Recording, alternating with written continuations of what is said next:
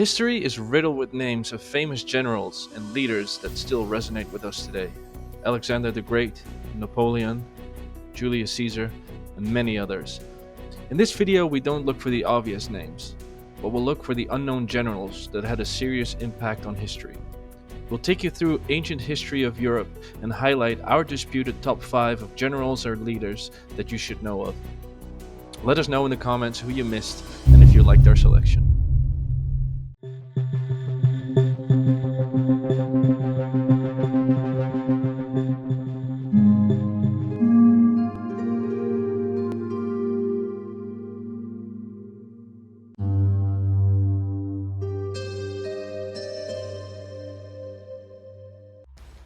At number 5, we have Miltiades. Persia's power was inevitable. So too noticed the inhabitants of a Greek settlement in Ionia. They were forced to deal with trade restrictions, and in some cases tyrannical rulers were forced upon them. This rubbed the somewhat free-spirited Greeks the wrong way. In the year 499 BC, this Greek settlement rebelled and sought aid from the motherland. The Spartan king Cleomenes didn't see much upside in an intervention and kept his troops in their homeland. The representatives of the Ionians then traveled to Athens, where they held a rousing speech that contained some promising possibilities for the victors. Once the mighty phalanx of Athens defeated the inferior Persian army, they could easily claim more money than they could ever spend. What could possibly go wrong? Athens sent a small fleet of 20 ships packed with soldiers to help Greek city-states in Ionia. They swiftly marched to the Persian capital of the province, Sardis, and captured it with relative ease. Once they heard that a giant Persian army was nearing their position, the Greeks put the city to the torch. The battle that ensued was lost, and the Athenians immediately lost their appetite for battle and went home. The Ionian city-states had no chance of winning, and the rebellion was soon crushed by the Persians. The Persian king Darius was engulfed with rage and was already planning an invasion of the Greek mainland. Rumor has it that he ordered the slave to whisper, "Think about Athens," in his ear every time he wanted to eat. The mighty Persian fleet of 600 ships sailed out of their harbors with roughly 25,000 foot soldiers and 1,000 heavy cavalry on board. They immediately set sail for Naxos, another city-state that provided troops to the rebels, and the Persians enslaved everyone while setting Naxos ablaze. Other Greek city-states were offered the opportunity: surrender or experience the might of the Persians.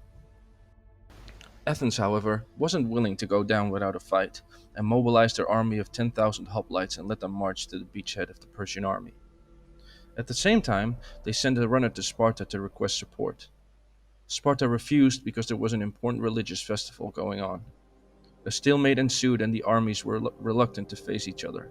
The Persians were not eager to engage the famous phalanx formation, and the Greek army wouldn't dare come in reach of the skilled archers of their invaders.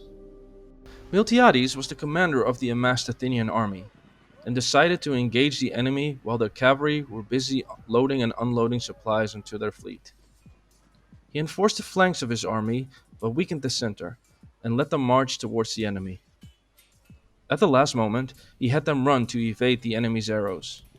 Skirmishes broke out and the center of the Greeks quickly gave in, but this was exactly what Miltiades had wanted. Exactly at that moment, he gave the order to the flanks of his army to push forward so they could surround their enemy. It was a catastrophe for the numerically superior Persians, who lost about 6,400 soldiers in the battle. With the victory, Miltiades prevented the full invasion of the Greek mainland and was the hero of the day. The son of Darius, Xerxes, couldn't handle the shame and soon after waged another attempt to destroy the stubborn Greeks. And we all know how that went.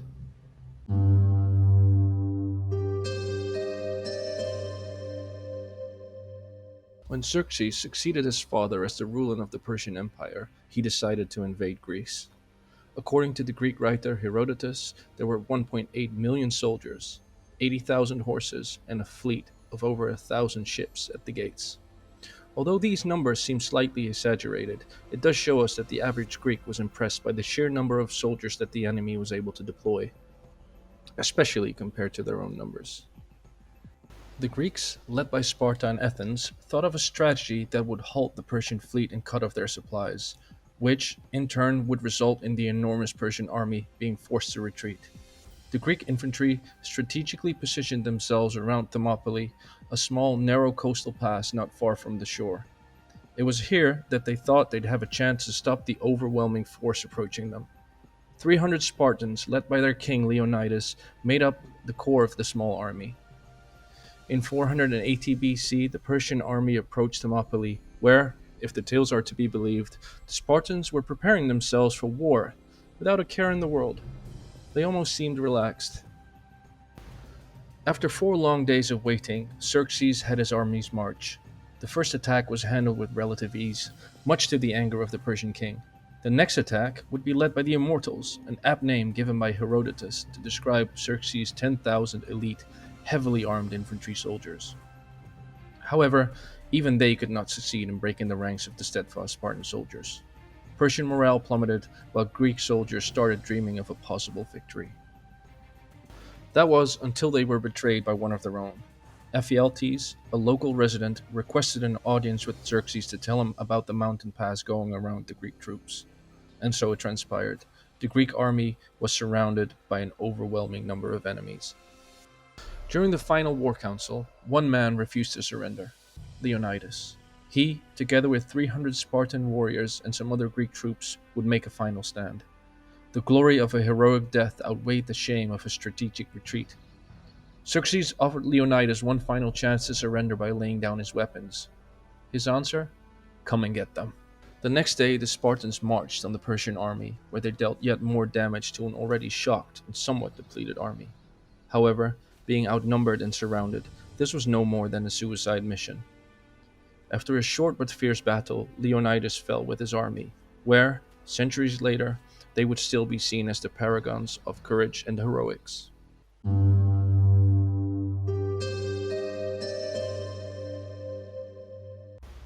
At number 3, we have Themistocles. Athens would defeat the mighty Persian fleet in a sea battle. But if you'd said that in the 6th century BC, you possibly would have been the laughingstock of your village or city.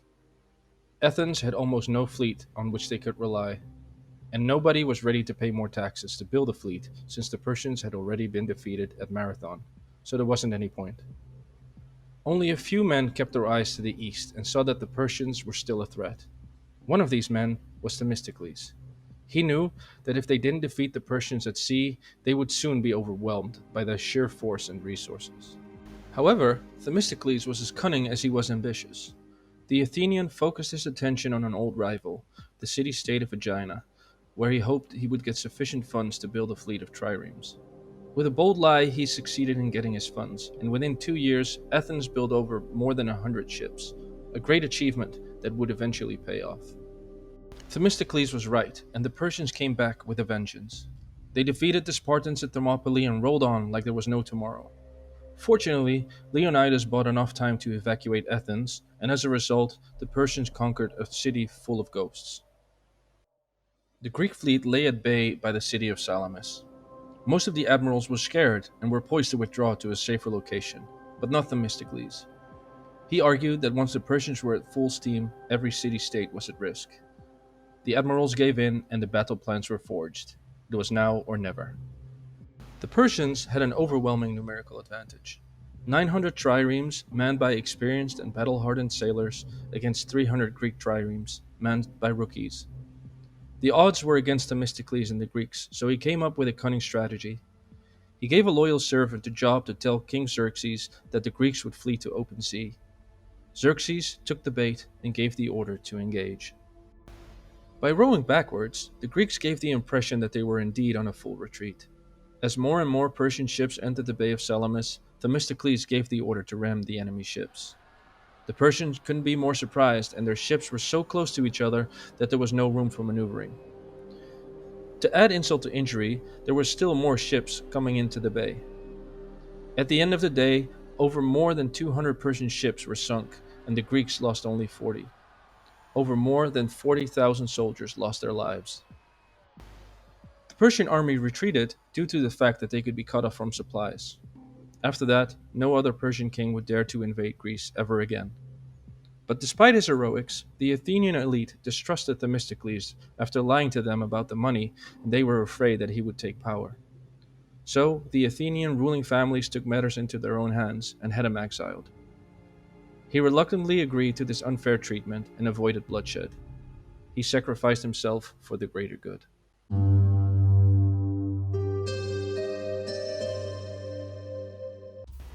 At number 2, we find Decius Mus and his son. The legacy of the early Roman commanders, who laid the foundation for one of the most powerful empires of their time, was not written down but passed on orally to newer generations. In one of these famous stories, the Romans put Decius Mus on a pedestal, and here's why. Rome started out as a small city on the banks of the mighty river Tiber. As the population increased, more space was needed for their crops and livestock to provide enough food to feed the hungry citizens. This worked quite well at the start, but eventually they collided with other cities that had the same idea. Through hard fought battles, Rome's influence in mainland Italy grew. In 340 BC, a city controlled by Rome rebelled, so they had to act swiftly. The army was mobilized and split into two main forces, and appointed two consuls to lead them. The night before the battle, both of them had a dream. They were approached by a giant man who told them that one of the consuls would die, and one of the armies would share the same fate. However, the army of the consul that would lose his life would emerge victorious. The next morning, shocked as they were, the consuls shared their dream with each other. They didn't know what to do, so they decided to ask advice from a priest. The high priest ordered both of them to seek out an animal to sacrifice. When the priest examined the liver of the animals, one was stained and the other was in perfect condition. Decius Mus, the name of the consul with the stained liver, knew what to do. When the battle broke out on the left flank, their lines nearly broke and some soldiers fled. Decius Mus acted immediately and climbed on his horse. He gave one last rousing speech to the troops under his command. "Bless the Roman people with prosperity and power, and grant them this victory."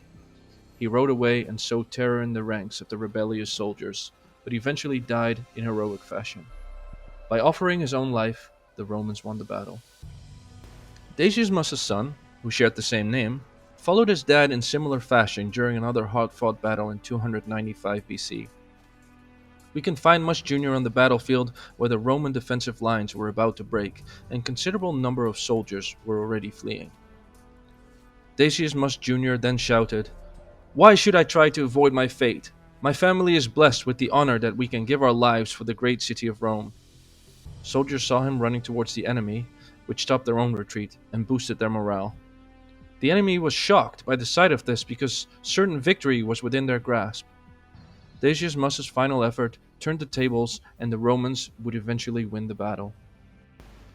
Decius Mus was a name that Romans always remembered and honored. Whole generations grew up with the idea that heroism had to serve a higher purpose than your own gain and ego.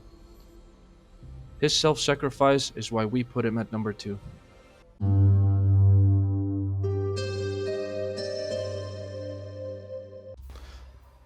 And finally, at number 1, we have Gaius Duilius. The continuous, yet successful expansion of the Roman Empire saw them become the rulers of southern Italy too. This all happened under the supervision of the, up until that point, untouchable Roman legion. Ships hadn't played a large part in the conquest at that point though.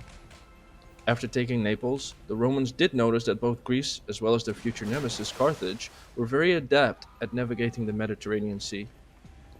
Despite the Roman interest in the sea, it didn't lead to the building of an enormous fleet like Themosticles had done in Athens. Rome built 20 triremes that were all sunk to the bottom of the sea the first battle they fought. From the city of Rhegium, which overlooked the Strait of Messina, the Romans could see Sicily, the island that had served as the battle scene for the Carthaginians who reigned in the west. The Romans knew the strength of their fleet and understood they would stand no chance if it came to a battle at sea. Despite careful maneuvers on their part, the Romans still got sucked into a conflict that pitted them against the Carthaginians. Rome moved first by deploying their troops on Sicily, who managed to win some easy battles. Their success, however, would be short-lived. The cities that were under siege were quite easily supplied by the Carthaginian fleet. Not only that, the Carthaginian ships now came dangerously close to the Roman-ruled coast. The Senate realized what had to be done. They needed a fleet. This proved quite difficult as the Romans hardly had any shipyards. Within 6 months, the Romans had built 120 warships. an astonishing achievement that wouldn't have been possible without the Greek knowledge of shipbuilding which the Romans used. Aside from that, Rome had recruited over more than 30,000 trained rowers. This shows the boldness and the guts of the young city-state. They wouldn't back down from a fight. Nonetheless, at the first sea battle, the consul who had the overall command was captured, along with 17 ships. It was a complete and utter defeat for the newly formed Roman fleet. The Roman Senate didn't hesitate and appointed the other consul, Gaius Duilius, to take command of the Roman fleet.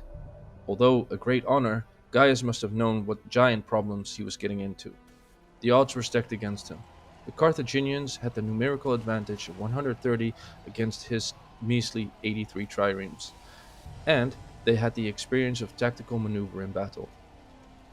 What the Carthaginians didn't know, however, is that Gaius installed a new feature on his ships, the corvus, a mobile boarding device which made boarding enemy ships a lot easier.